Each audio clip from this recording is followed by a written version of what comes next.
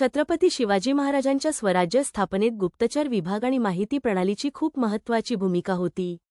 त्यांनी एक अत्यंत सक्षम आणि संघटित गुप्तचर यंत्रणा निर्माण केली होती, जी शत्रूंच्या हालचालींवर सतत लक्ष ठेवत असे. या यंत्रणेत स्थानिक लोक, व्यापारी, साधू, संत अशा विविध गटांतील व्यक्तींना सामावून घेतले गेले होते, जे विविध वेशांमध्ये शत्रूच्या प्रदेशात जाऊन महत्त्वाची माहिती गोळा करत असत. शिवाजी महाराजांच्या गुप्तचर यंत्रणेने मुघल, आदिलशाही आणि इंग्रज यांसारख्या शत्रूंच्या सैन्य हालचाली, किल्ल्यांची स्थिती, आर्थिक धोरणे आणि नव्या योजना यांची माहिती मिळवून दिली.